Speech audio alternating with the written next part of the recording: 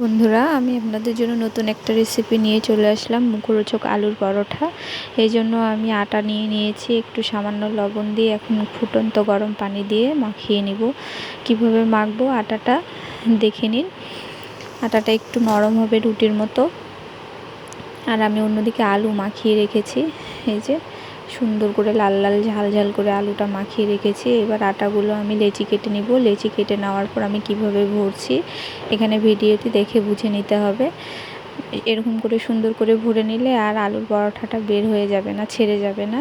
এরকম করে আমি ভরে নিচ্ছি। তারপরে ভরে নেওয়ার পর আমি সুন্দর করে আস্তে আস্তে করে বেলে নেব। বেলে নেওয়ার পর একটা তাওয়া গরম করে আমি এপিঠ ওপিঠ লাল লাল করে সুন্দর করে ভেজে নেব। আর হয়ে যাবে আমার সহজে আলুর পরোটা তৈরি। আপনারা অবশ্যই সকালে বাড়িতে ট্রাই করতে পারেন, সবাই পরিবারের অনেক খুশি হবে।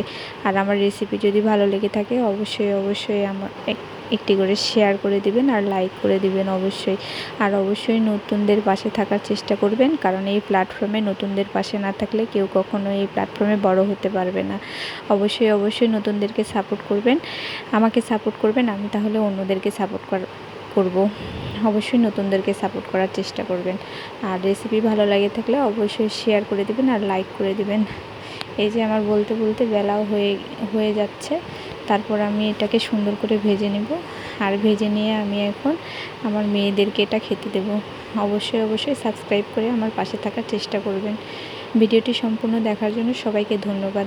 বলতে বলতে আমার এই যে আলুর পরোটাটা ভাজা হয়ে গিয়েছে, দেখুন কেমন লাগছে দেখতে। অবশ্যই আপনারা বাড়িতে ট্রাই করবেন।